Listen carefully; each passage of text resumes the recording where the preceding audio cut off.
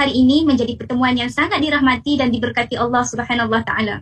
InsyaAllah, usrah kita akan bermula sebentar saja lagi. Jadi saya minta kepada semua yang ada untuk terus sebar dan siar supaya ramai lagi sahabat-sahabat kita mendapat ilmu dan manfaat. Baiklah, Assalamualaikum warahmatullahi wabarakatuh. Salam sejahtera, salam ukhuwah dan selamat malam. Alhamdulillah, dapat lagi kita bertemu pada malam ini dalam usrah Kluster Sains dan Pembangunan Mampan Naduah Ilmuwan Adin yang mana diadakan pada setiap minggu pada Ahad malam. Dan malam ini untuk siri yang ke-64 kita bawakan tajuk yang saya kira sangat menarik bila didengar. Baru tajuk, belum isinya lagi. Jadi tajuknya adalah Sains Tamadun 1 Penilaian Semula. Kenapa penilaian semula? InsyaAllah persoalan ini akan dirungkaikan dalam durasi 90 minit bersama pembentang kita yang sangat ditunggu-tunggu. Seronok mendengar apabila beliau melontarkan kata, memberi pengisian, memberi pandangan yang sangat menarik dan manfaat. Jadi jom sama-sama kita buka dahulu lembaran kita ini dengan Ummul Kitab Al-Fatihah.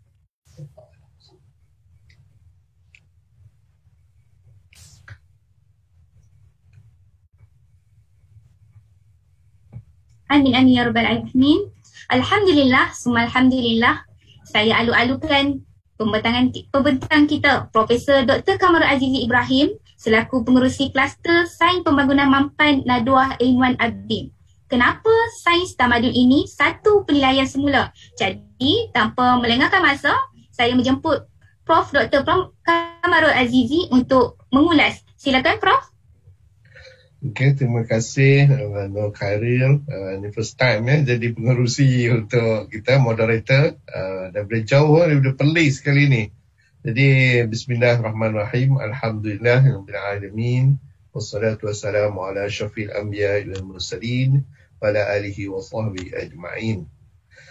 Jadi alhamdulillah kita dapat berjumpa lagi sekali pada malam ini dalam siri kita untuk berkongsi ilmu dan kali ini kita akan membuat satu tajuk yang kita rasa amat penting terutama bagi masyarakat kita pada ketika ini yang menghadapi terlampau banyak masalah dan dalam kita mengejar kemajuan dalam mengejar kemajuan tersebut kita mempunyai world view yang berbeza-beza dan kita dapati world view ini kadang-kadang menyebabkan kita membuat sesuatu perkara yang berlawanan dengan apa yang agama kita kendaki. Jadi di sini hari ini insya-Allah saya akan berkongsi satu kajian yang saya buat terhadap tamadun jadi that's why tajuk dia Sains Tamadun dia bercakap mengenai apa dia tamadun dan perlukah kita buat satu penilaian semula dan at the end memang saya harap kita akan buat penilaian semula dan memperbaiki apa yang pandangan kita terhadap tamadun supaya tindak tanduk kita itu bersesuaian dengan apa yang berlaku di waktu yang lepas So kalau dalam bahasa Inggerisnya tajuk yang saya akan bentangkan ini ialah The Science of Civilization, a Renewed Perspective maknanya saya akan memberi satu pandangan yang berbeza daripada apa yang norm kerana kita nanti saya akan tunjukkan bahawa apa yang ada norm itu yang sebenarnya tak betul dan oleh kerana itu kita mempunyai banyak masalah sekarang. Okey.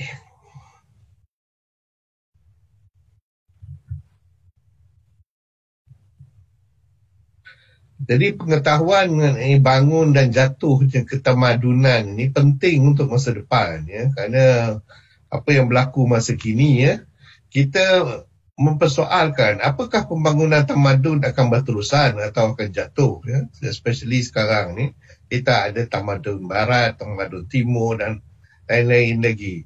Dan apakah punca yang menyebabkan tamadun itu jatuh kerana kita tak mahu tamadun kita akan jatuh dan bagaimana mengekalkan tamadun dan ini adalah dari segi masa kini. Dan untuk masa depan kita hendak kalau boleh tamadun lama ataupun kita perlu satu tamadun baru yang totally berbeza dengan tamadun yang ada sekarang. Dan kalaulah kita nak berpegang kepada tamadun yang ada sekarang ni, bagaimana kita nak pastikan dia berterusan sehingga ke masa depan Jadi ini adalah persoalan-persoalan yang memang menjadi satu perkara yang kita fikirkan dan memang menjadi satu perkara yang menjadi penting pada kita apabila kita ingin menentukan arah tujuan masa depan kita. Ini motivasi saya ni apa yang menyebabkan tiba-tiba saya nak cakap pasal tamadun ini dan ingin juga melihat kita melihat daripada naratif yang berbeza.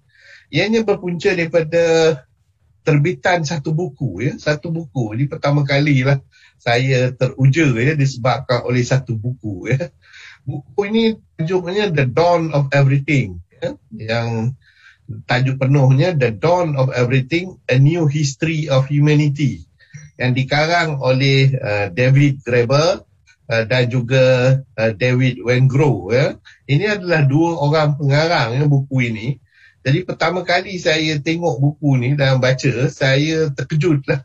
Saya agak terkejutlah, saya sendiri pun terkejut Jadi saya rasa amat penting bagi kita umat Islam untuk cuba menghadam buku ini Apa dia yang dikatakan Dalam buku ini dia mengatakan bahawa kefahaman kita mengenai sejarah manusia ini perlu kita kita tukar kerana apa yang kita buat selama ini berdasarkan kepada anggapan-anggapan social evolution itu sendiri tak berapa tepat iaitu pembangunan daripada agriculture kepada pembentukan state, demokrasi, inequality dan lain-lain. Jadi dia kata tak tepat. Dan apakah asasnya mereka mengatakan sebelum itu Ianya telah dipublish oleh Farrar, Straus dan Carroll. Dan perhatikan buku ni diterbitkan pada November bulan 9 2021. Jadi fresh lagi. Masih orang kata kalau nak ikut dalam buku pembencekan buku ni masih lagi panas lagi. Cuma itulah kita biasanya umat Islam ni jarang nak cuba tengok buku yang baru. So saya ingat nak menggalakkan kita supaya membaca buku yang baru, yang latest sekali. Jadi dalam buku ini ada lebih kurang 704 muka surat dan bila saya mula baca dia saya tak boleh berhenti. Saya tak boleh berhenti membaca dia. Kerana dia adalah membuka minda saya. Dan dia dalam bahasa Inggeris, dalam hardcover. Kalaulah kita nak tengok kategori dia, buku ini ialah Civilization, Anthropology, Cultural and Social History. So it is a very important book baru dikeluarkan November. Jadi saya faham ramai daripada PKPIM membuat bedah buku. Saya suggest buat bedah buku ini kerana dia amat menarik. Tetapi tak apalah, dengar dulu apa yang saya nak tentangkan kerana saya akan ambil apa yang penting bagi kita supaya kefahaman kita mengenai tamadun ini diperbetulkan. Okay, about the author dululah. Kadang-kadang kita bila kita nak bedah buku ni kita kena tahu author dia, boleh percaya ke dia apa ni. Jadi David Graeber ni adalah profesor antropologi. Bila kita katakan profesor antropologi ni ialah orang yang membuat kajian yang mengenai antropologi dan dia datang daripada London School of Economics jadi dia memang orang yang pembangunan lah, memang pakar dalam pembangunan. Antara buku yang dia juga jadi author ialah Death, The First 5,000 Years and Bullshit Job, A Theory, dan lagi beberapa buku lagi. Dan dia memang rajin contribute kepada Harper's Magazine, The Guardian and The Buffalo kalau siapa yang membaca. Dan ianya adalah seorang thinker seorang pemikir dan baru saja meninggal September 2, 2020. Jadi sebelum buku ni diterbitkan dia meninggal dunia. Dan buku ni telah diterbitkan oleh seorang kawan dia, iaitu David Wengrow seorang juga profesor. Yang uniknya Profesor Wengrow ni, dia adalah and archaeologist. Ya, archaeologist ini orang yang mengkaji apa yang berlaku pada tahun-tahun yang lalu, ya, arkeologi. Jadi dia daripada Institute of Archaeology, University College of London juga. Dan sekarang ni dia adalah visiting professor dekat New York University. Jadi dia ni bila dia cakap, ya, dia akan merujuk kepada sejarah. Dan sejarah yang dia sendiri yang pergi cari tengok dengan mata dia. Jadi disebabkan oleh inilah yang menyebabkan saya tertarik dengan buku ini, kerana ini adalah pakar sejarah. Dia bercakap bukan kerana assumption ataupun pandangan-pandangan yang sendiri saja, ya, tanpa mempunyai bukti-bukti yang nyata. Jadi dia ni mempunyai bukti yang nyata. Dia telah pergi, ya, ke tempat-tempat yang nanti kita akan bincangkan untuk melihat, ya, apa dia yang dia conclude nanti. Dan elok juga kita conclude ke yang sama, kerana dia telah buat kajian yang agak terperinci, ya, yang jarang, ya, kita jumpa sekarang ni. Okey. Jadi apa dia naratif dunia moden yang mengenai tamadun? Yang ni pun kita kena faham juga, ya. Ramai kita pun tak tahu apa ada naratif dunia moden ini mengenai tamadun, ya. Mengikut pandangan sekarang ini, dia kata bahawa mula-mula kita mula dengan remote ancestor kita, ya, iaitu mereka primitive and childlike, free and equal, innocent, or thuggish and warlike. Jadi social evolution occurred in stages. Jadi dia kata bahawa dunia ni bermula daripada orang yang primitif, ya, yang tak tahu apa-apa, dan mereka macam children aja, minta itu, minta ini, ambil itu, ambil ini, tanpa berbincang apa semua. Dan dianya berubah, ya, stage by stage. Jadi itu pandangan sekarang ni. Kalau kita cakap dengan siapa-siapa pun dalam dunia ni, dia akan kata kita bermula daripada situ.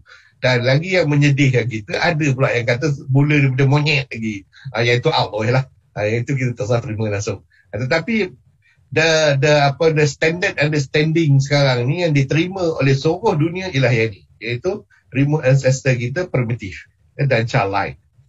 Dan kemudian ni dia akan membentuk kita panggil sebagai tamadun, ya, ataupun civilization. Jadi dia mencapai civilization ini selepas dia menolak, ya, dari segi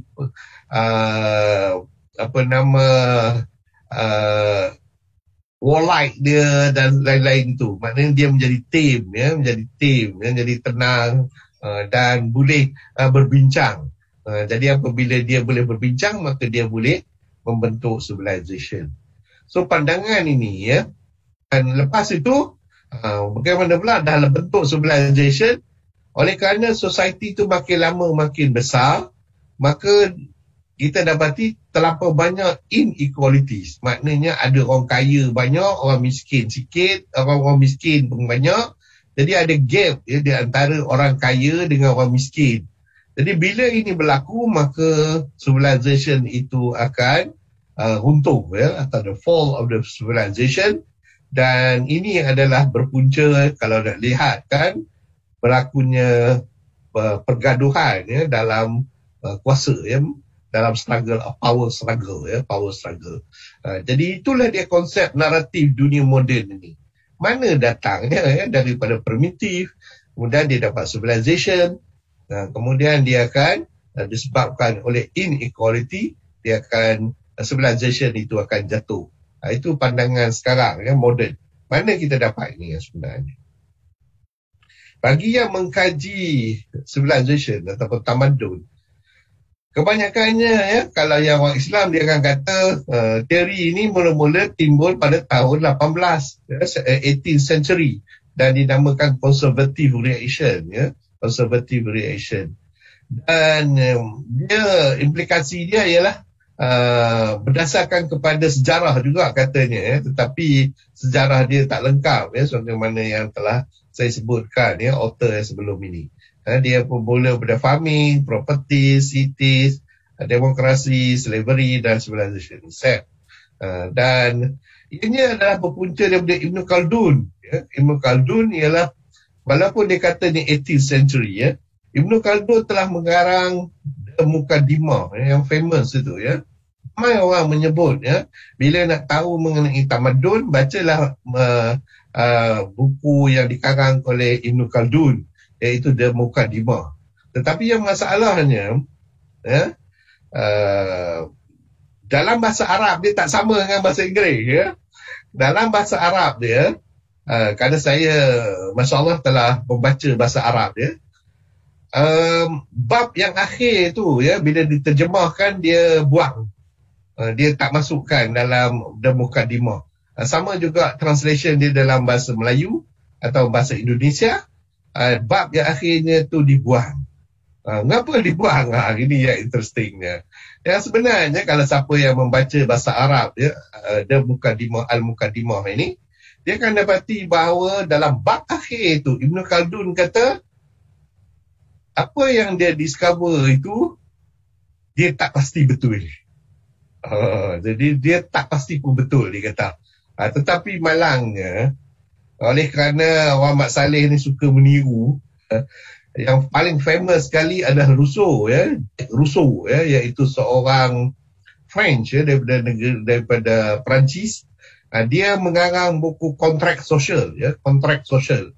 Ini adalah kira buku utama ya bagi seseorang yang bercakap mengenai tamadun. Dia cakap mengenai tamadun, dia akan refer kepada buku ni. Dan kalau dia nak bincang mengenai tamadun pun, dia mesti bincang guna buku ini, iaitu kontrak sosial. Tapi malangnya, saya pun ada peluang membaca buku kontrak sosial ini. Dia copy almost hampir samalah dengan The Muqaddimah. Cuma dia tulis nama dia saja. Perhatikan ya, Muqaddimah dikarang pada tahun 1337. Tetapi ya, The Social Contract ini ditulis oleh Jack Rousseau ni, pada tahun 1762. So lebih kurang dekat 500 tahun lepas Ibn Khaldun tulis, and then dia pula miss chapter yang terakhir. Dia kata apa yang dia cakap tu betul, which is the narrative dunia moden yang saya sebutkan di atas. Dan tak lama lepas itu ada lagi seorang pengarang yang terkenal yang kita namakan Samuel P. Huntington. Samuel P. Huntington ni pula menulis ya satu buku pada tahun 1996 yang ramai ya rakan-rakan kita merujuk, iaitu The Clash of Civilization and the Remaking of World Order. Yang ini pun konsep dia, perbincangan dia adalah berdasarkan pada naratif dunia moden ini, iaitu bermula daripada remote ancestor civilization and the fall of civilization.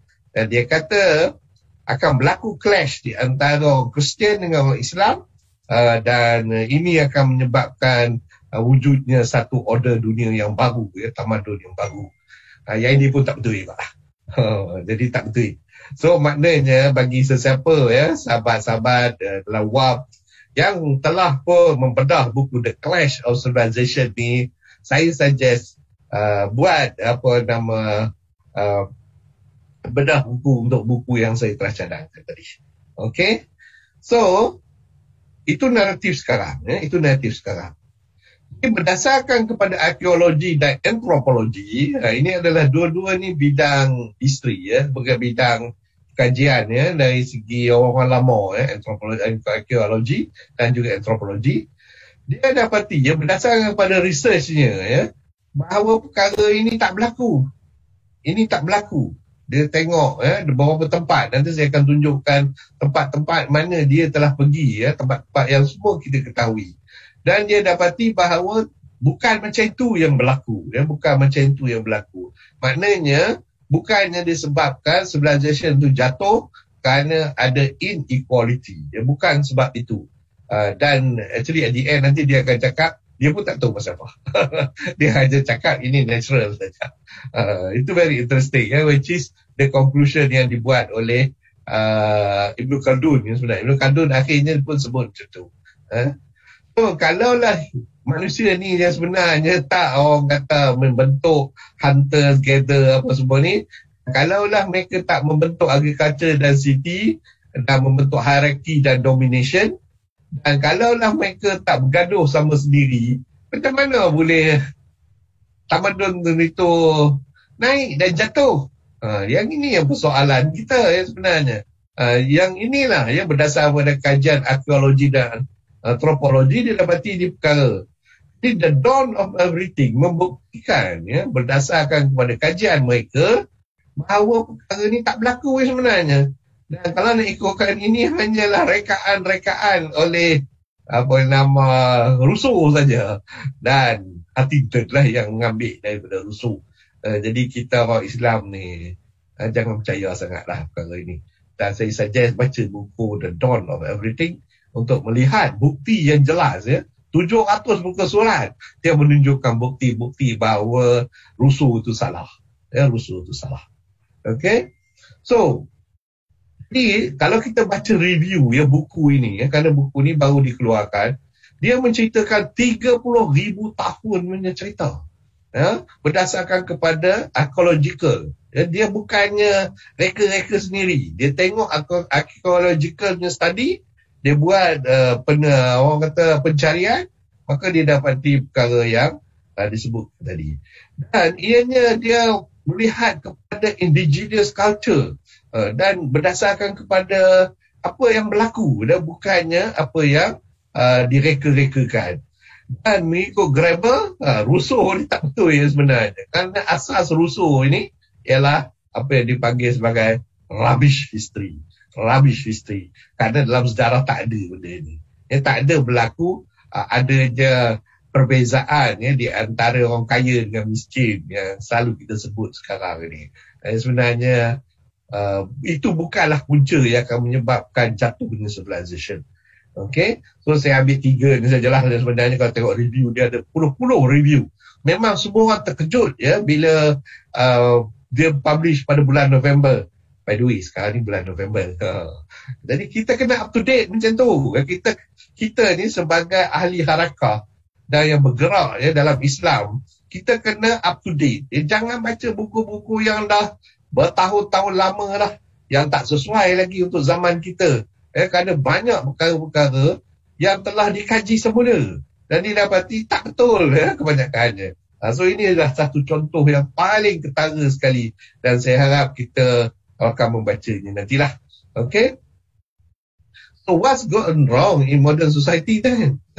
Jadi kita kena soal, what's wrong? Kita tengok kalau normal narrative kata society has scaled out for thousands of years, which magnify the distance between the wealthy and those left wanting. Itu naratif sekarang. Itu growing gaps between the have and the have-nots. Jadi yang inilah yang menyebabkan berlakunya oleh kerana semua ni berlaku dalam satu keluarga ataupun satu kumpulan yang ramai, maka berlakulah kejatuhan civilization tersebut. Itu pandangan sekarang. Tapi mengikut the dawn of everything, mengikut kajian arkeologi yang dia buat, dia dapati bahawa ini tak berlaku. Iaitu society ni tak berubah mengikut stages macam itu. Ada step by step yang macam mana yang kita telah narratekan tadi. Tapi dia bukan itu saja. Dia tak produce pun, tak kerana inequalities, maka akan runtuhnya civilization itu. Mengikut pandangan dia.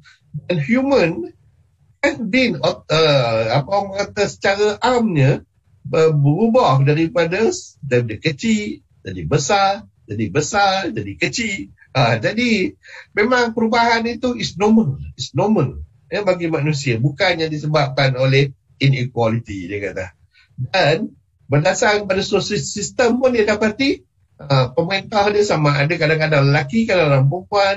Jadi mereka memang tak ada masalah. Mereka orang kata membuat orang jadi slave dan lain-lain lagi. Itu semua bukanlah punca kepada kejatuhannya tamadun. Mengikut the dawn of everything, itu buku ini. Dan mereka ada bukti. Bukannya saja-saja sebut saja. That is the interesting part. So now, what's gone wrong? Jadi kalau macam tu, kalau kita nak mengetahui, kalau kita nak tahu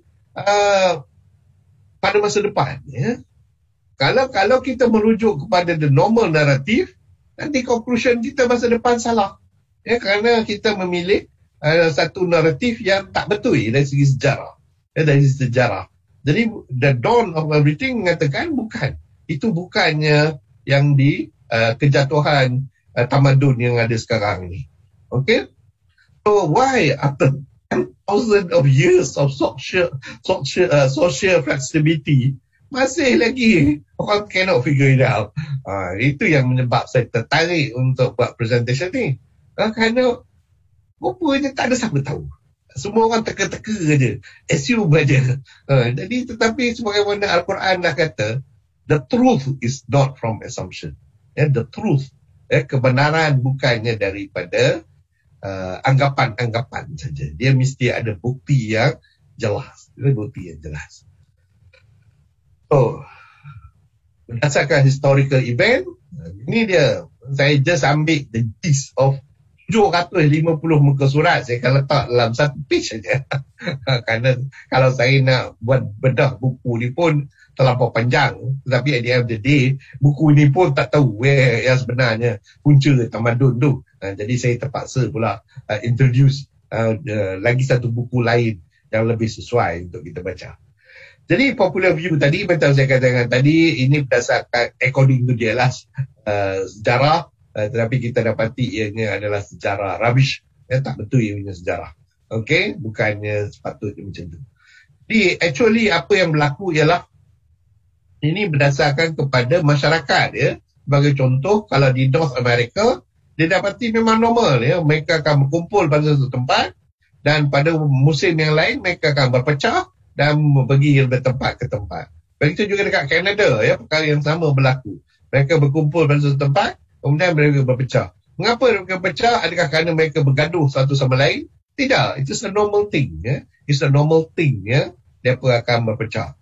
Dan begitu juga ya, dia tengok dalam Stone Age, perkara yang sama, iaitu mereka mula-mula berkumpul, kemudian mereka berpecah, dan adakah again berpunca daripada inequality? Tidak.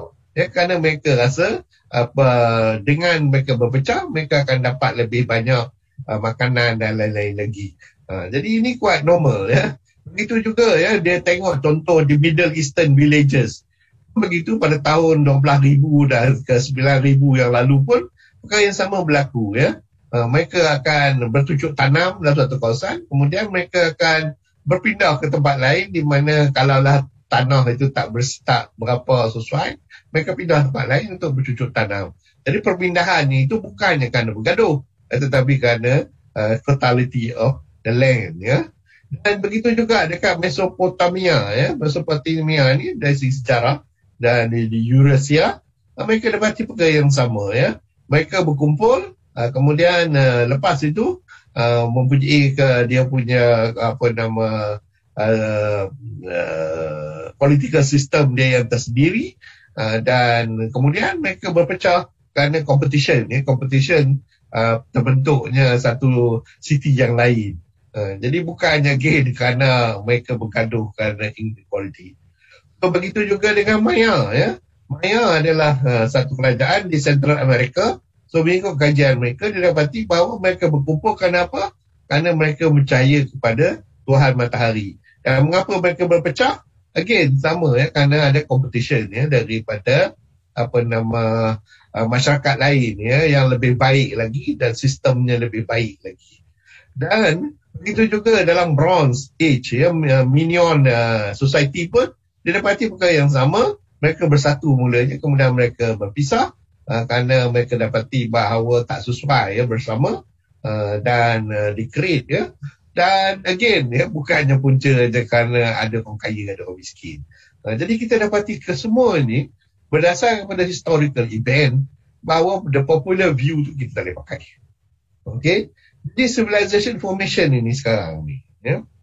Social flexibility experimentation lah punca ni ya, kalau tengok ya secara am. Maknanya mereka mula-mula tak kenal each other, kemudian mereka kenal each other, dan dia berbentuk satu civilization.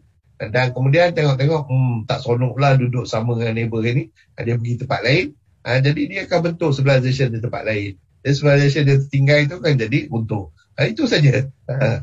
So tak ada revolution diri maknanya perang lah supaya dia terpisah, yang di-create oleh Huntington dan juga oleh Rousseau. Ini semua tak betul. Sama juga the political system pun hanya violent control of the masses by the authority, bureaucratic management of special knowledge and information, and demonstration of rulers' power and charisma. Itu saja yang ada. What seems to have changed today is that this social liberty dah tak ada lah. Kita dah, social liberty ni dah susah tak dijumpai. Jadi freedom to relocate to a new kind of community, to disobey command issued by others, and to create new society alternative which never have become susah lah. Kerana kita tak diberi peluang. Tak diberi peluang. Sebagai contoh apa yang diberikan dalam buku ini, mereka boleh create another civilization sebelah dia dan compete dengan civilization sebelah sini, dan apabila civilization sana lebih baik, maka orang pindah pula sana. Itu saja. Tak ada apa-apa. Dan finding ways to reclaim this freedom is a major challenge lah. Buku ni conclusion dia, akhirnya dia kata sebenarnya we need to have this freedom. Boleh kita berpindah, rasa tak nak duduk di Amerika, kita pergi ke Europe. Bila tak ada Europe, kita pergi ke Jepun dan lain-lain lagi. Tapi yang ini tak banyak berlaku. Dulu orang kata memang itulah sepatutnya berlaku. Jadi maknanya civilization tu kan berubah according to kesesuaian kita atau minat kita. Minta maaf. The rise and version ini is based on archaeological study. Jadi remove a center as dia punya primitive and childlike masih sama. Social evolution occur in natural cycle. Dan minta maaf.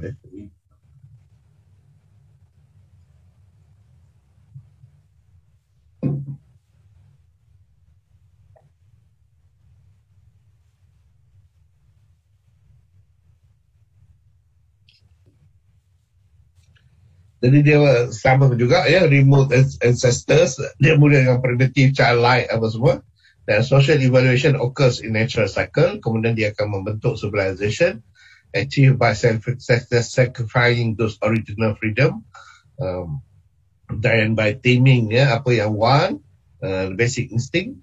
And the fallnya pula bila dah terlampau besar, dia akan ada society yang compete dengan dia, dan dia akan collapse lah. Bila competition itu free market berlaku jadi bukan kerana orang kaya atau miskin sebagaimana yang disebutkan tadi. So ini adalah berdasarkan kepada archaeological study, itu berdasarkan kepada kajian sejarah.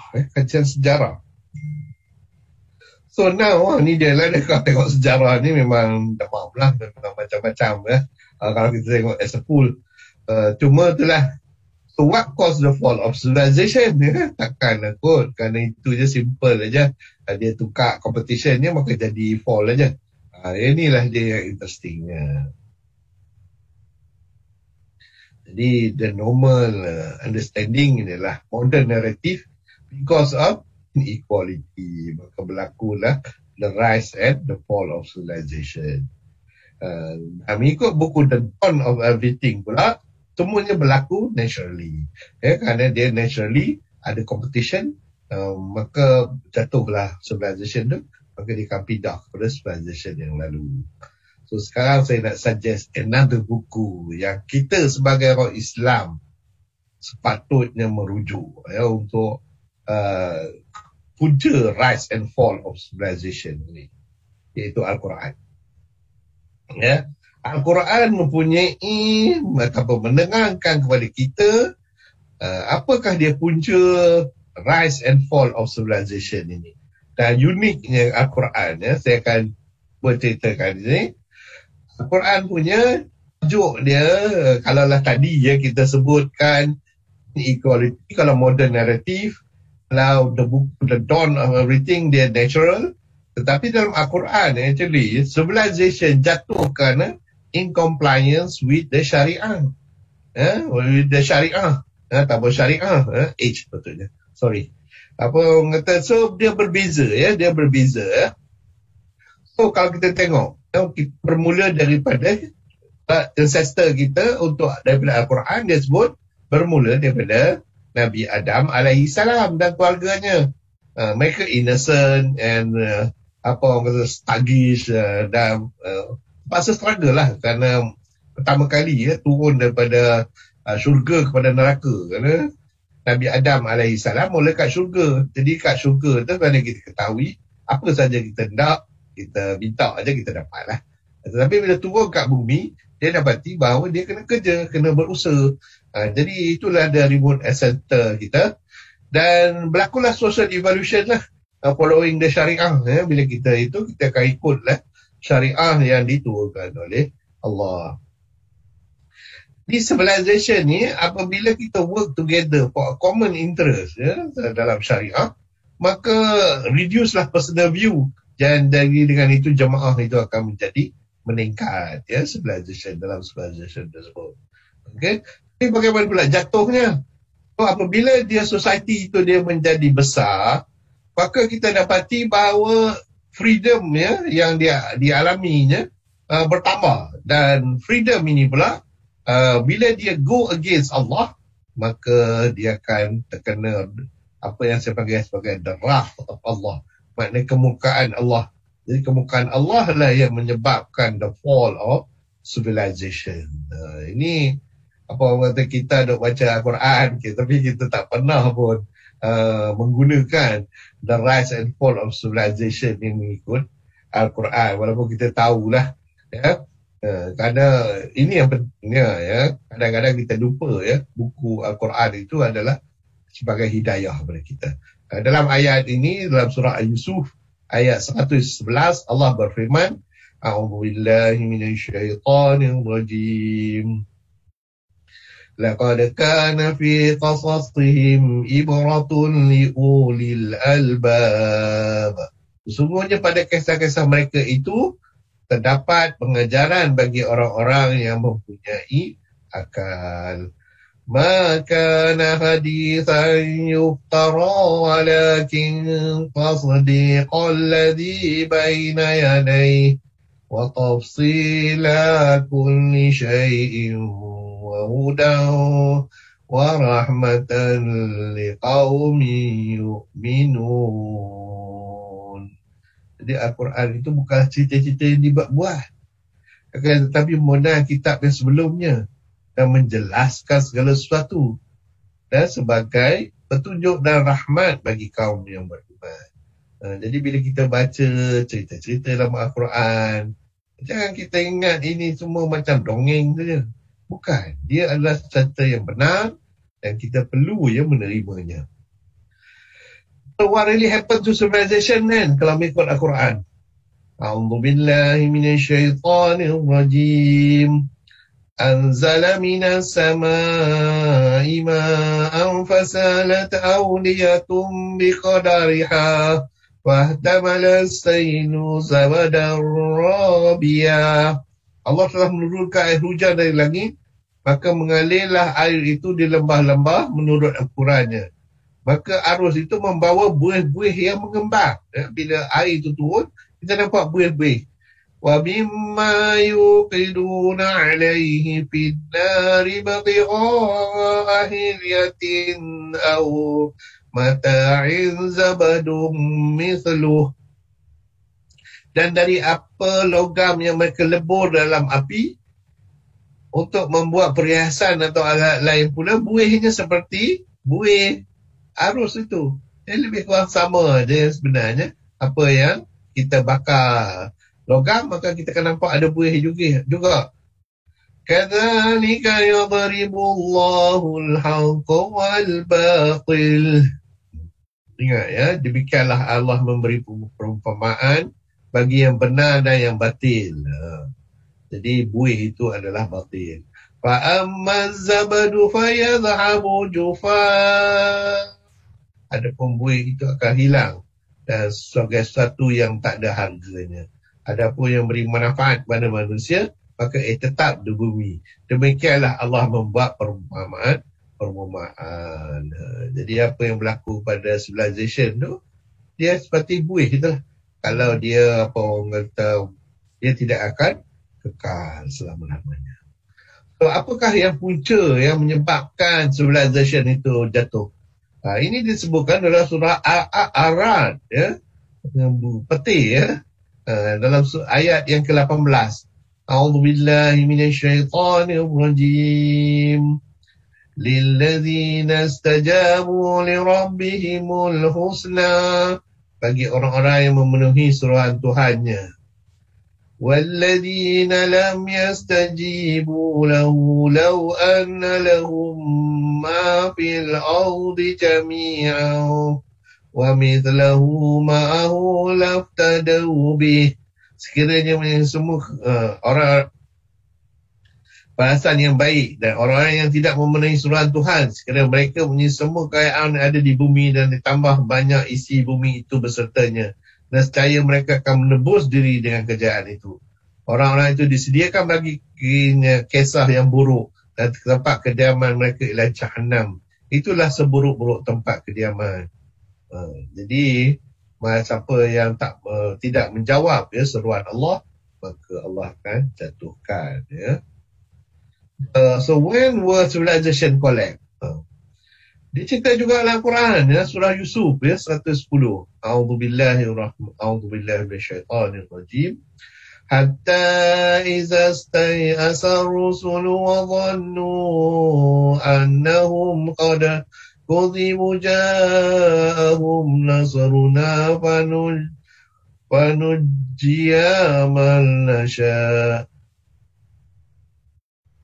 وَلَا يُرَدُّ بَأْسُنَا عَنِ الْقَوْمِ الْمُجْرِمِينَ. Sehingga apabila para rasul tidak punya harapan lagi tentang keimanan mereka dan telah meyakini bahawa mereka telah didustakan, datanglah kepada para rasul itu tolongan kami, lalu kami selamatkan orang yang kami kendaki dan dapat ditolak seksa kami dari apa yang mereka buat ajak itu telah gagal, maka Allah akan datang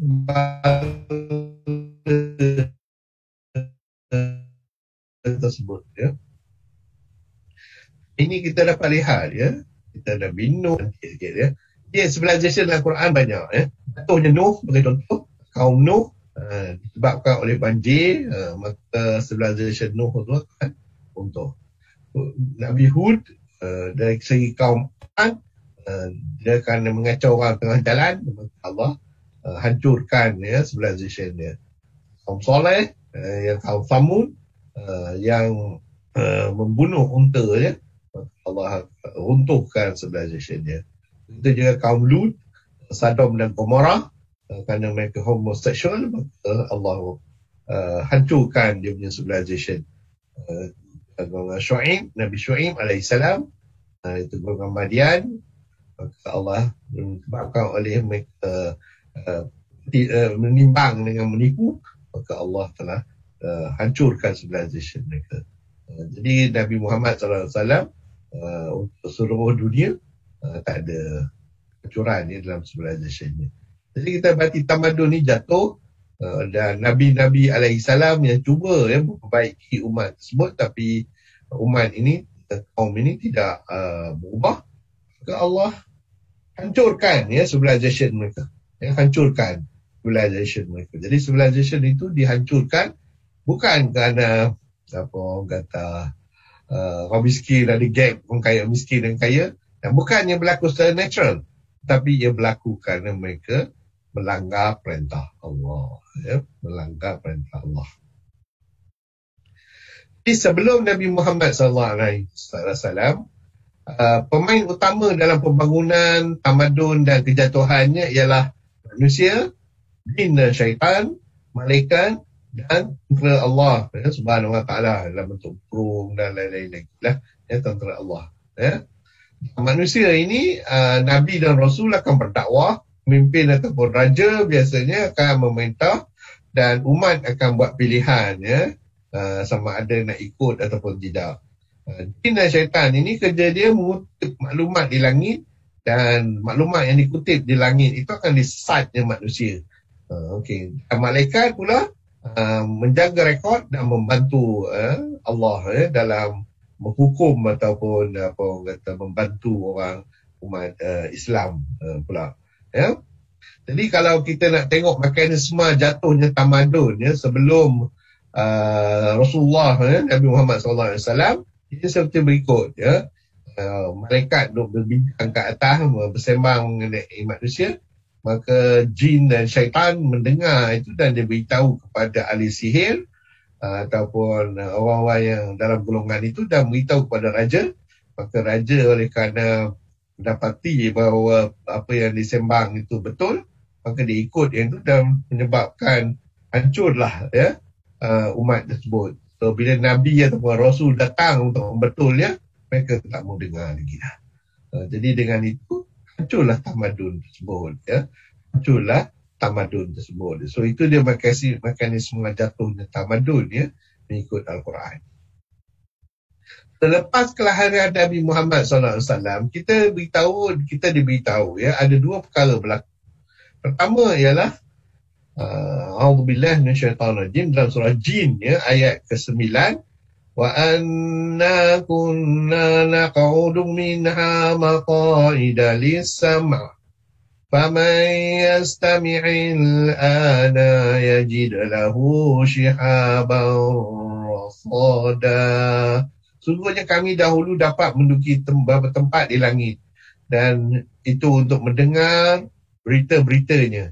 Tapi sekarang barang siapa yang mencuba mendengar-dengar seperti itu, tentu akan menjumpai panah api yang mengintai. Minta maaf minum sekejap.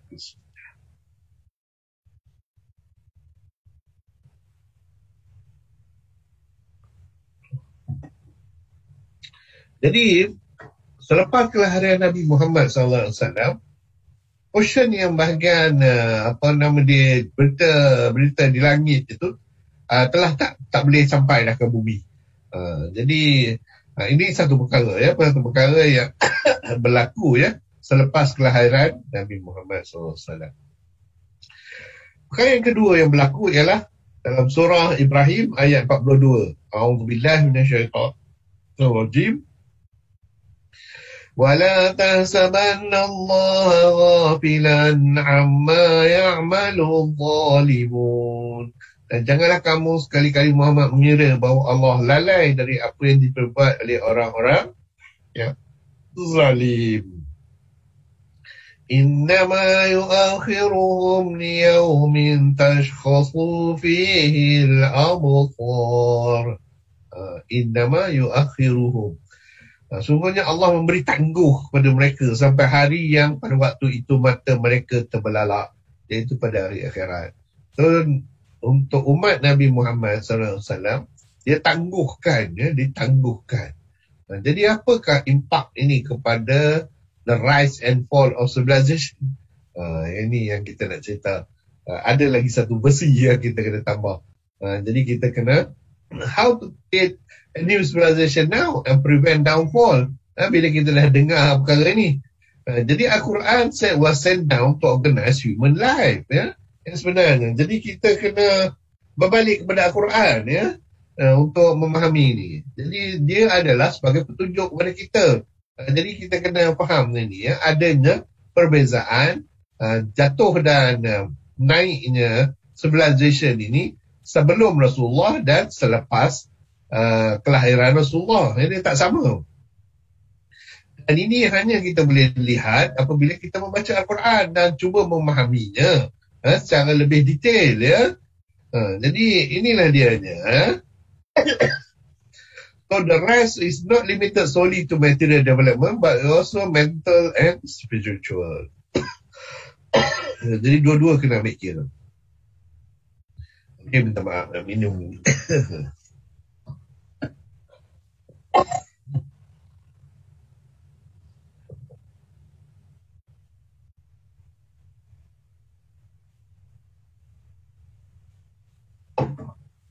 Jadi apa factors yang menyebabkan the rise of civilization of a nation ini?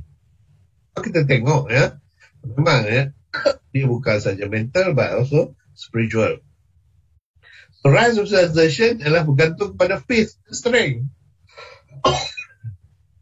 The strength of religious practice, the strength of knowledge, the strength of jihad, the strength of legislation, the strength of unity. Jadi bila kesemua ini berlaku maka akan menyebabkan civilization itu akan the rise of that civilization itu akan terbentuk. So factor that caused the collapse of civilization in the nation in the past, maknanya sebelum Rasul kelahiran Rasulullah ialah soul punya corruption, the appointment of despot, soul corruption ni, kan nanti saya akan terang tadi, the appointment and despotic, maknanya kita lantik orang yang tak sesuai, damage to the society, rejection toward Allah's laws and immoral activity. Therefore, this position is at large, ungrateful on Allah, apa yang Allah telah berikan, luxury that carries people away, rejection towards sunnah of the Prophet, dan akhirnya social illness. Jadi ini semua akan menyebabkan the collapse of civilization in the past. Jadi bila orang kata Rasulullah dilahirkan, kita dapati dua perkara berlaku yang saya sebutkan tadi. Yang pertama, berita dari langit sudah tak ada, dan yang kedua ialah Allah menangguhkan terhadap perkara-perkara yang berlawanan dengan apa yang dalam syariat. Jadi dengan itu kita dapati the factor yang cause the collapse of civilization sebelum Nabi Muhammad itu, kita kena ubah. Jadi dengan itu, ini telah didelay, ini pun telah didelay, dan ini juga telah didelay. Saya ulang lagi sekali. Despotism at large pun telah didelay, maknanya tindak itu tidak akan berlaku. Rejection of Allah as God pun akan delay, dan rejection of the Prophet pun juga akan delay. So hanya tinggal soul corruption, the appointment of the despotic, damage to society, ungrateful on Allah's bliss, luxury that carry people away, and social illness.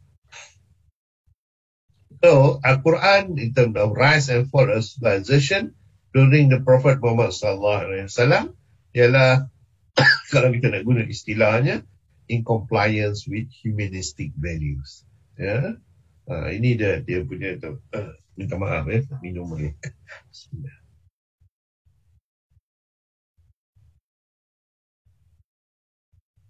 Saya istilahkan sebagai in compliance with humanistic values. So maknanya kita ada Adam alaihi salam,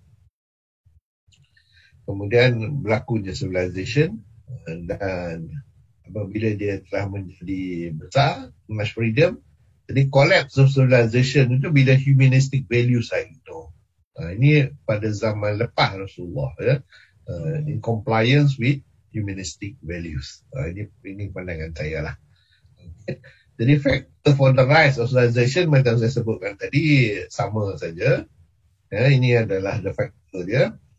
Dan kita tengok itu detail. Phase strength apa maksudnya? Itu berdasarkan pada surah Al-Imran 139. A'udzubillahi minasyaitonir rajim. Wala tahinu wala tahzanu wa antumul a'launa in kuntum mu'minin. Jangan kamu merasa sikap lemah, jangan pula kamu merasa sedih hati, padahal kamulah orang yang paling tinggi. Kamu orang beriman. Jadi kita kena merasakan bahawa keimanan kita itu adalah kekuatan kita. Dan juga firman Allah dalam surah An-Nur, dan Allah telah berjanjikan kepada kita bagi yang mengerjakan amal yang soleh, bahawa dia sungguhnya akan jadi mereka berkuasa di bumi dengan dia jadikan orang sebelumnya. So janji Allah, Allah telah berjanji kepada kita. So kita kena yakin itu in term of faith strength kita.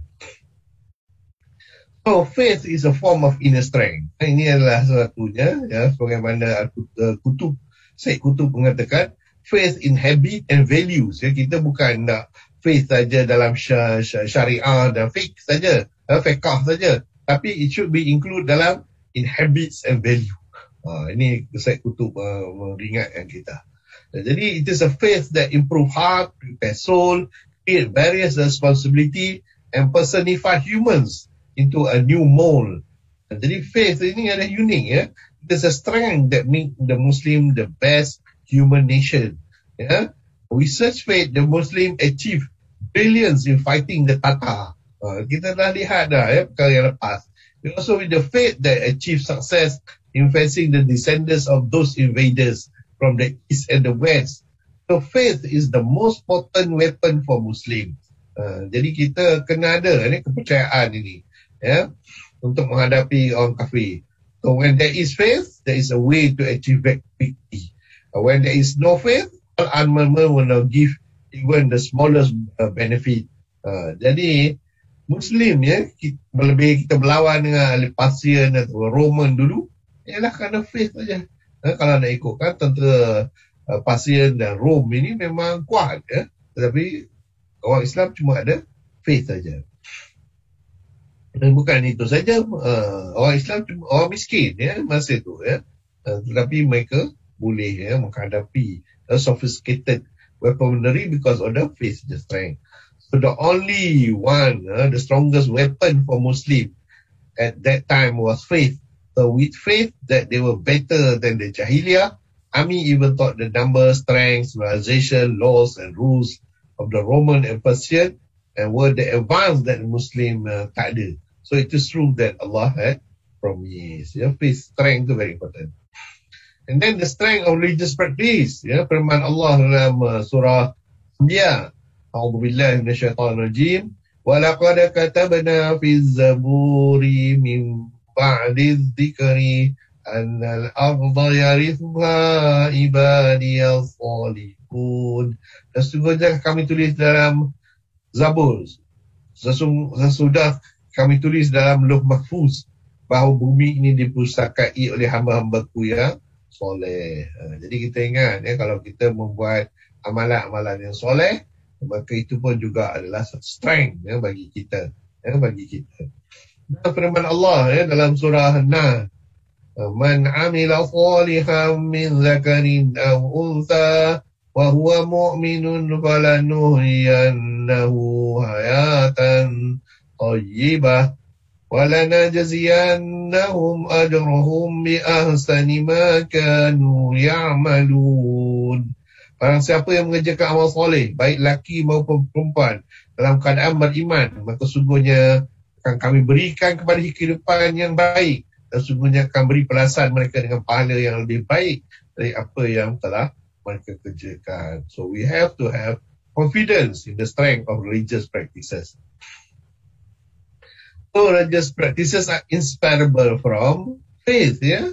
Karena kalau kita punya faith yang kuat, maka kita should have a religious practice.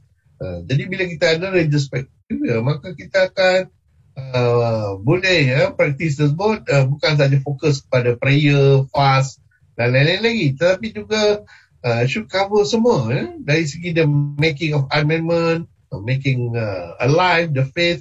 Jadi kita kena form holy war ya, jihad dan macam-macam lagi lah yang perlu kita persediakan. So any kind of activity that for the purpose of eliminating sadness, lighten people's suffering, helping those who are oppressed, assisting those who are suppressed, settling debt, apa semua ini part of the strength yang kita ada dalam religious practice. So in short, religious practice cover all kind of good practices that are performed with sincere intention for the sake of Allah, with not the slightest intention of getting worldly reward. Jadi patient as a last. Jadi inilah dia kekuatan dia. So this kind of religious deed are the formula that can treat crisis faced by the Muslim nowadays. Kerana kita dapati sekarang ni Muslim masing-masing anak-anak saja, tak peduli boleh. So and then lagi satu ialah the strength of knowledge. Allah berfirman dalam surah Mujadilah, A'udzu billahi minasyaitonir rajim. Ya ayyuhalladzina amanu idza qila lakum tafassahu fil majalisi famsahu yafsahillahu lakum wa idza qila anshuzu fanshuzu yarfa'illahu alladzina amanu minkum walladzina utul ilma darajat wallahu bima ta'maluna khabir. Jadi Allah berkata, maka dia akan berikan orang yang diberi ilmu pengetahuan berapa derajat, tingkat dia lebih tinggi. Jadi that is the strength of knowledge. So what it meant is that untuk knowledge ni very important because it may bring satisfaction to the human soul and body simultaneously. Kerana kita akan menggunakan sama ada bidang sains, geografi, ekonomi, computer science dan seterusnya bidang-bidang yang lain yang ada ilmu. Jadi knowledge in a region function as a core when the current knowledge serve as a food. Jadi bila combine kedua-duanya, religious function jadi cure dan with the current knowledge as a food, maka barulah kita dapat survive dekat dunia ni. This kind of knowledge will provide guardian for human to recognize the goal of their life. Today, the Western society build their civilization with the strength of knowledge, but unfortunately, dia tinggalkan soul, dia tinggal dia soul, jadi dia tak ada etik. Pernah seorang Western scholar nama dia Colin Wilson mengatakan bahawa this is a swine society. Dia tahu nak satisfy human body saja, but omit spiritual aspect. So the limit to religious knowledge is so that actually mana kalau kita belajar agama tak cukup. Kita perlu knowledge semasa juga at the same time. Combining the two itu akan menyebabkan barulah kita boleh membentuk civilization. So that is strength of knowledge. The strength of jihad, Allah sebutkan dalam surah Al-Anfal, A'udzu billahi minasyaitonir rajim. Wa'iddu lahum mastata'tum min quwwatin wa min ribatil khayli turhibuna bihi aduwallah wa aduwakum wa akharina min dunihim la ta'lamunahum Allahu ya'lam.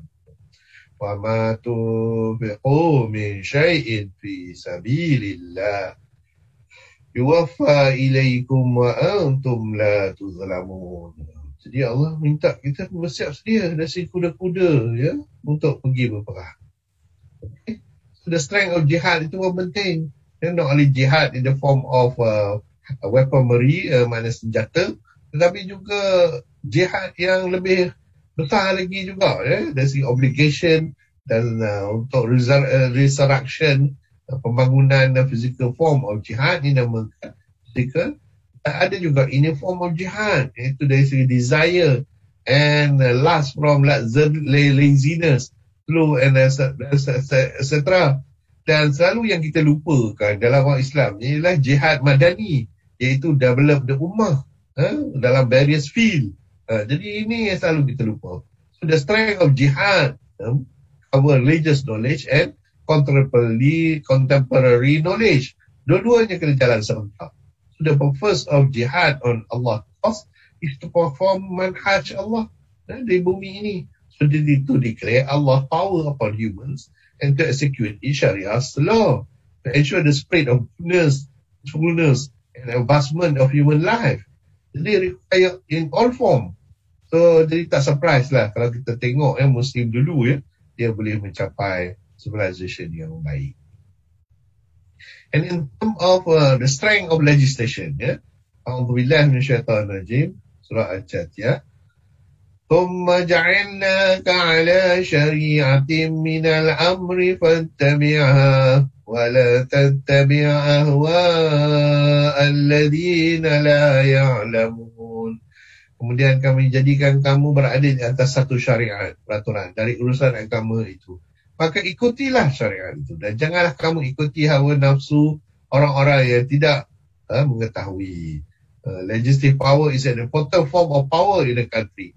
The rights and the strength of a country exist when the law are respected and practiced as much as possible. On the other hand, laws are only applied onto citizens of normal class, while the citizens of elite class who are guilty of certain crimes are above the law. Ini yang jadi masalah. Jadi kita dapati dalam sejarah banyak mengenai perkara ini. Dan perlu ada the strength of legislation. The strength of unity ialah another, ya.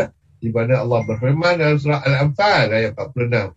Wa ati'u Allah wa rasulah wa la tanaza'u fatafshalu wa tazhaba rihukum wasbiru innallaha ma'as sabirin. Taat kepada Allah dan Rasul.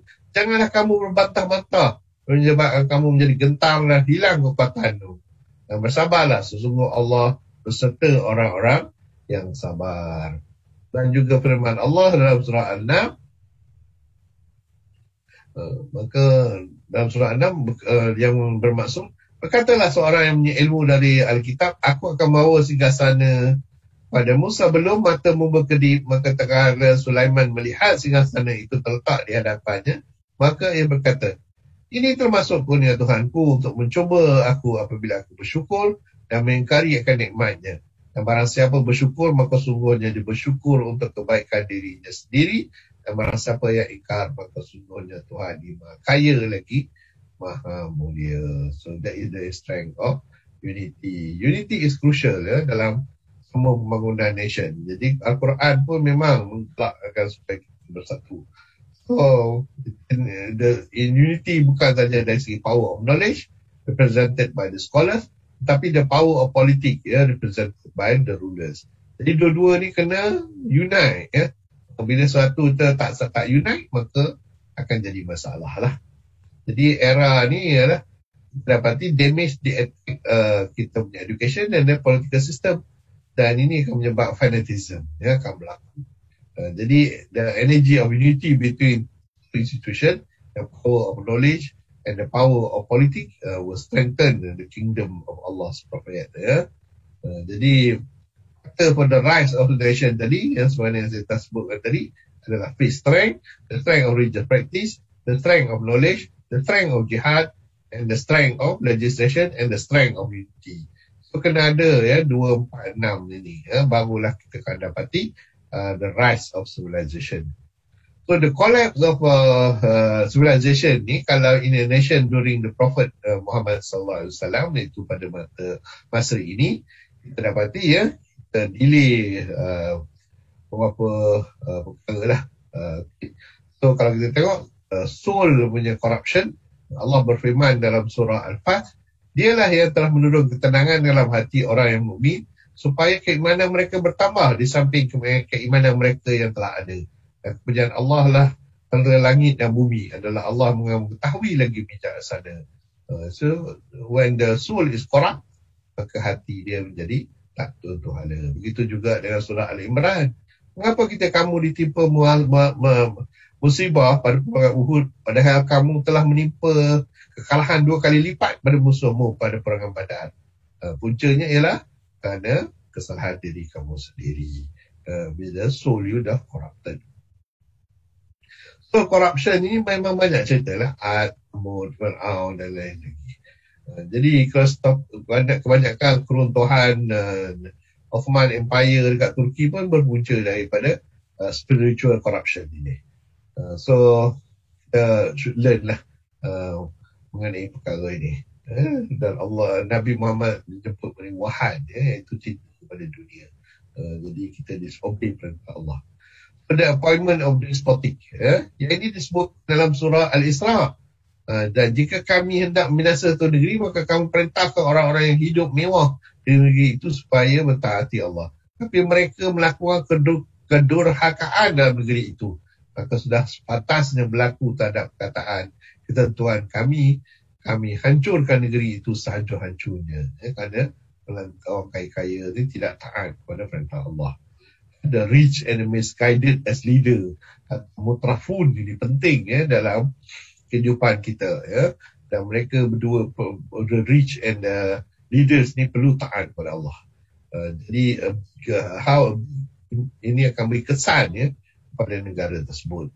So Al-Quran membimbing kita untuk memilih raja yang good, yang taat kepada Allah dan juga mengikut perintah-perintahnya. So damage of the society. Dalam surah Al-Imran ayat 110, A'udzubillah minasyaitanir rajim. kuntum khaira ummatin ukhrijat lin-nasi ta'muruna bil ma'ruf wa tanhauna 'anil munkar wa tu'minuna billah. Walau amana ahlul kitab lakana khairan lahum minhumul mu'minuna wa aktharuhumul fasiqun. Kamu adalah orang yang umat yang terbaik yang dilahirkan untuk manusia, menyuruh kepada yang makruf dan mencegah kepada kemungkaran. Jadi kita penting untuk melakukan ini especially kalau kita tengok kemungkaran, sebagai contoh rasuah, riba, salah guna kuasa dan lain-lain yang kita dapati berlaku, maka kita kena tegur. Kita tak boleh just diam saja. So ini akan menyebabkan society itu rosak. Dan ungrateful kepada apa yang Allah telah kurniakan, sebagai contoh dalam surah As-Saba ni diceritakan mereka ungrateful. Jadi dengan itu Allah turunkan banjir dan banjir besar, dan dengan itu mereka dapati tumbuhnya pokok as yang baik dan gesit. Jadi Sabah ni dah menjadi negara dulunya seorang yang prosperous, maka Allah telah timpakan bala ke atas mereka. Luxury that carries people away. Ini pun lagi satu panjang lah. Sebenarnya luxury as mentioned above is a luxury that carries his owners away until become neglectful from remembering Allah. Contoh yang paling ketara disebut dalam Al-Quran ialah Qarun. Dia mempunyai harta yang banyak, tetapi dia mengatakan bahawa ianya adalah berdasarkan kepada kepandaian dia. Maka Allah jatuhkan dia disebabkan oleh perkara tersebut. Dalam surah Qasas ayat 76 hingga 82. Social illness. Among the invited of the collapse and destruction of nation is the widespread of social illness within the community. Whereas the religion and the wise people keep silent. Look at what the conversion untuk Nabi Lut kita lihat dari segi homosexuality. Jadi kita tak boleh diam, kita kena tegur. Dan especially sebagai contoh, bukan saja dari segi social illness, tapi juga corruption in terms of economic matter. Sebagai contoh nation of Nuh, Madian, Soleh, mereka sebagai contoh timbangan itu diperubahkan. Jadi ini economic matter. Kita tak punya buat riba, kita minta kat punya rasuah. Jadi ini semua adalah social illness yang perlu kita maklumkan, dan kita perlu memastikan perkara ini tak berlaku. Jadi pada zaman Rasulullah ni, the collapse of the civilization akan berlaku kalau biarkan the soul corruption, pertama the appointment of despotic, the damage to the society, dan kita tidak bersyukur kepada nikmat Allah.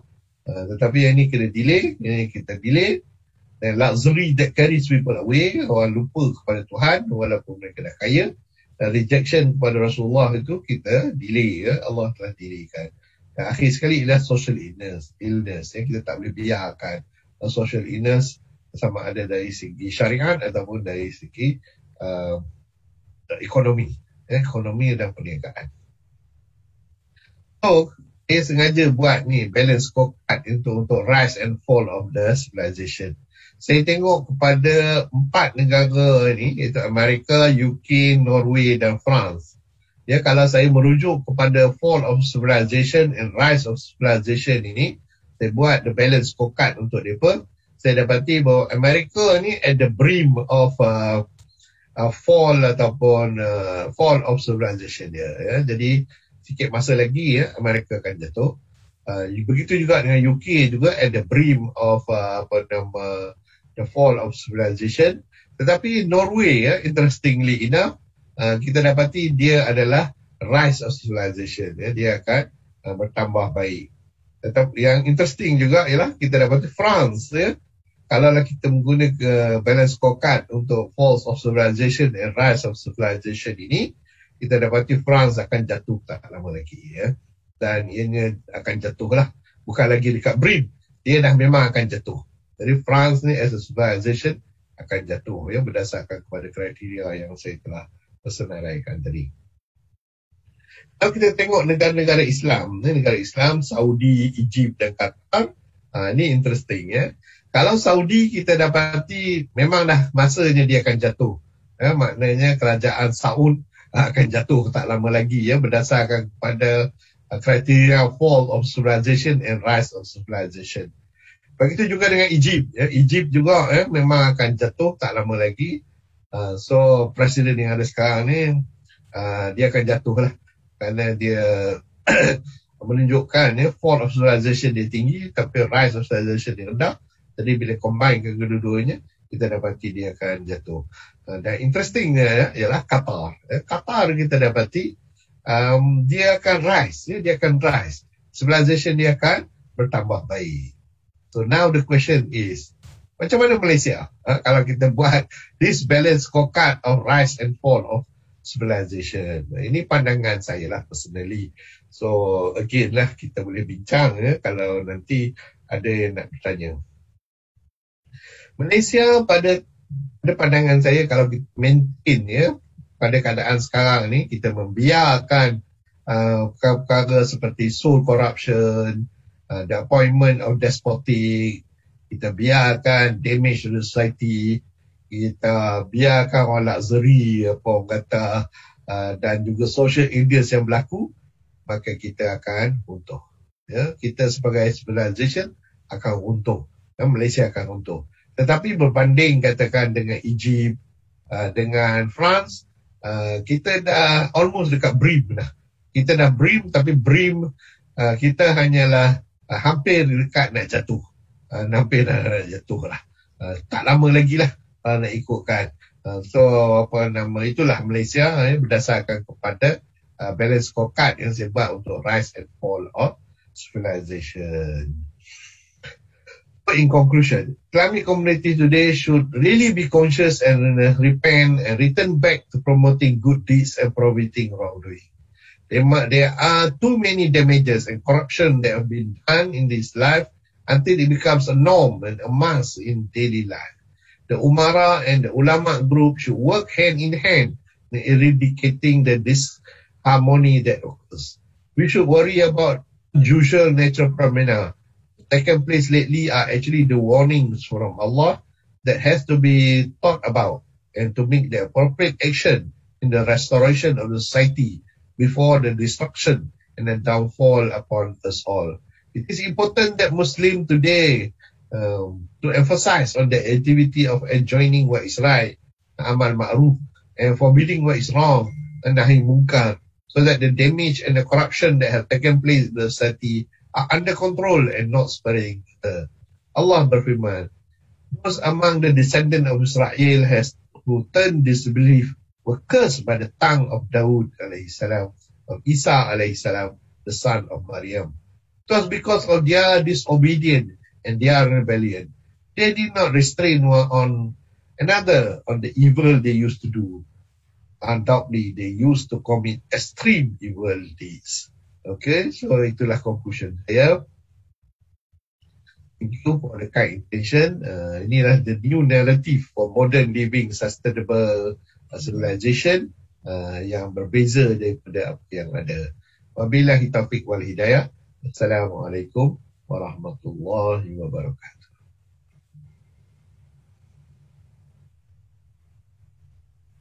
Waalaikumsalam warahmatullahi wabarakatuh.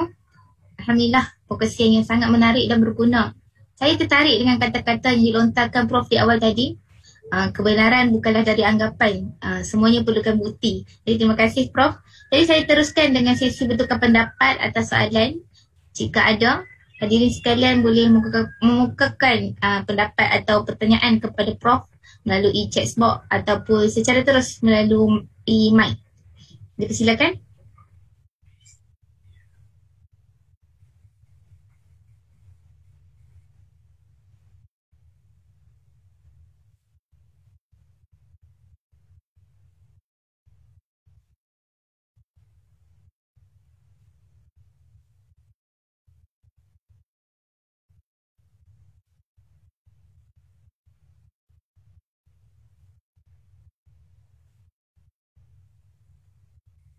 Okay, macam tak ada je. Jadi saya kira tiada lah.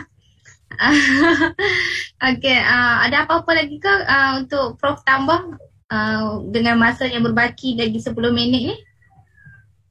Okey, saya rasa topik yang saya bentang ni agak heavy lah yang sebenarnya.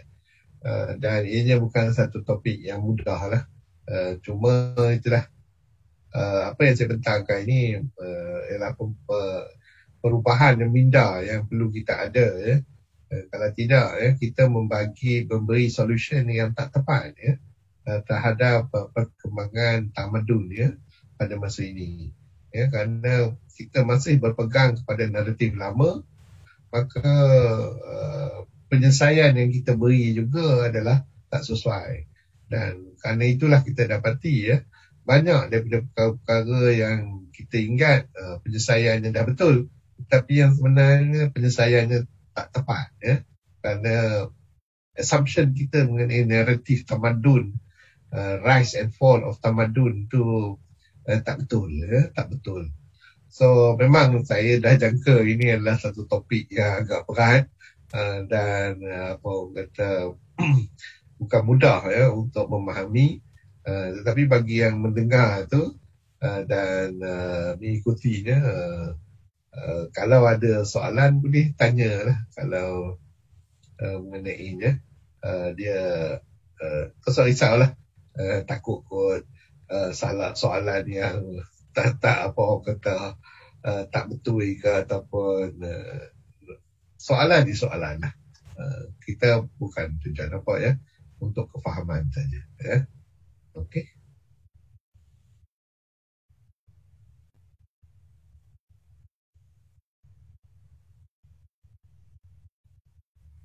Terima kasih sekali lagi Prof. Betul, saya setuju. Sangat berat topik ni. Kalau saya dengar pun perlukan masa lah untuk kita hadam tu. Jadi tak apalah, insyaAllah boleh lagi kita tengok berulang-ulang kali insyaAllah. Jadi saya buka sekali lagi, adakah siapa-siapa yang nak bertukar pendapat ataupun bertanyakan soalan?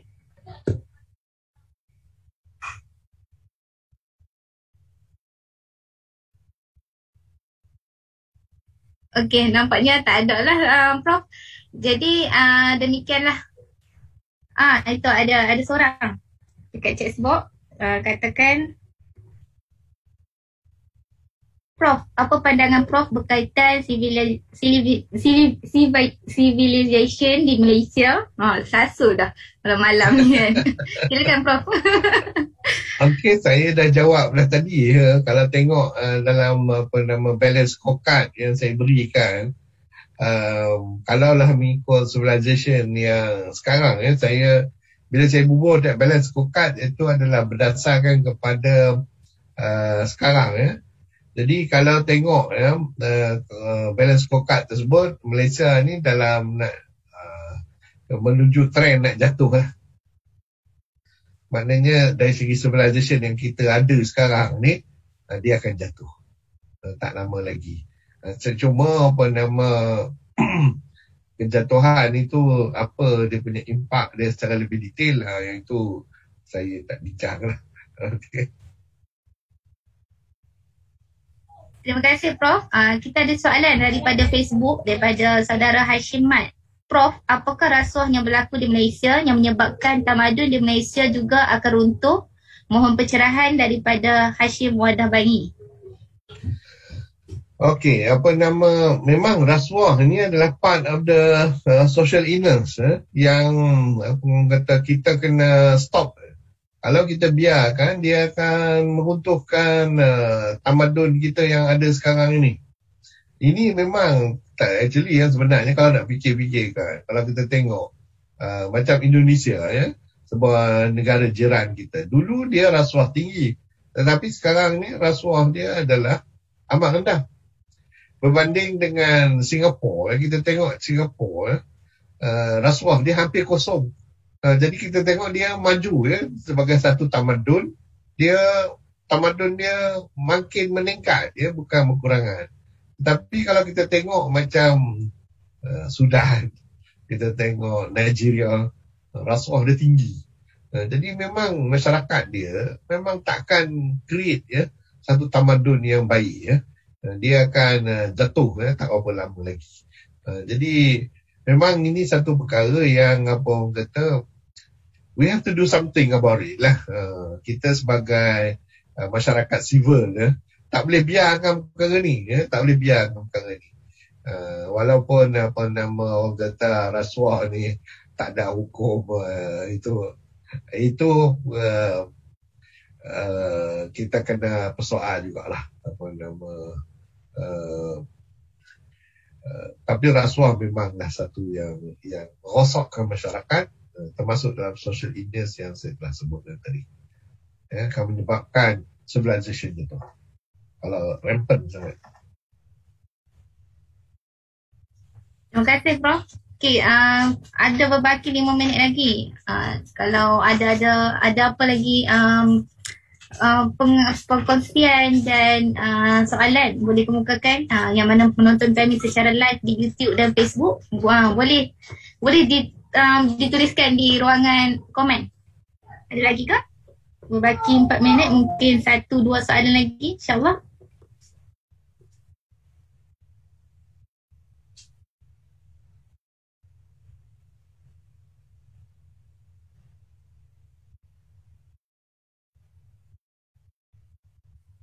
Okey, saya kira tak ada lah. Jadi, terima kasih Prof. Demikianlah tadi. Ada lagi? Baru masuk pula. Prof, soalan di ruangan chat. Prof, Syekh Nakib atas ada menyebut kesan kepada civilization adalah disebabkan loss of adab. Apa pandangan Prof? Silakan Prof. Okay, that is an interesting statement sebenarnya. Bagi saya, adab tak termasuk dalam kategori yang akan meruntuhkan civilization, Kerana adab ini yang sebenarnya dia bermula, kalau kita tengok kan, peradaban, bila dah ada civilization baru ada peradaban. Tapi kalaulah peradaban tu tak ada, civilization tu pun tak ada. Jadi bila kita cakap ni the rise and the fall, peradaban tu sepatutnya dia jadi sebelum civilization itu ada. So bila ada civilization, dia tak ada beradab, itu bukan civilization. Civilization dia memang mesti dah beradab. Jadi kerana itu apa nama, saya tak faham apa yang dimaksudkan di sini. Adakah dia akan menyebabkan civilization jatuh? Saya rasa tidak, kerana dari segi takrifan civilization tu, kalau tengok saya punya gambar-gambar tu, civilization tu sendiri timbul kerana beradab lah. Dah bila dah beradab baru ada civilization. Kalau tak ada adab, dia takkan form civilization. Dia takkan form. Maknanya isunya bila dah ada civilization, kata lepas tu dia decide tak ada adab, itu tak mungkin berlaku. Tak mungkin berlaku. Dia kena beradab dulu, baru dia jadi civilization. Itu pandangan saya lah. Wallahualam. Mungkin kalau bincang dengan Nakib Al-Atas, dia mungkin punya pandangan berbeza lah. Dia pun senior lah. So, bergantung lah. Okay. Baiklah. Terima kasih Prof. Kita pun dah di hujung masa ni. Jadi demikianlah tadi perbincangan, perkongsian yang kita sama-sama boleh ambil untuk kegunaan dalam kehidupan kita, insyaAllah. Jadi terjawab sudahlah persoalan kita di awal tadi. Jadi, terima kasih sekali lagi diucapkan kepada Prof. Dr. Kamarul Azizi. Semoga perkongsian ini menjadi wadah yang mana mampu melahirkan insan-insan yang mampu memberi impak kepada agama, bangsa dan negara. Terima kasih juga kepada semua yang sudi meluangkan masa bersama kami, sama ada di platform Zoom maupun di Facebook ataupun di YouTube Live. Semoga perkongsian ini dapat memberi informasi yang sangat bermanfaat buat hadirin sekalian. Jadi mohon maaf salah silap. Terima kasih.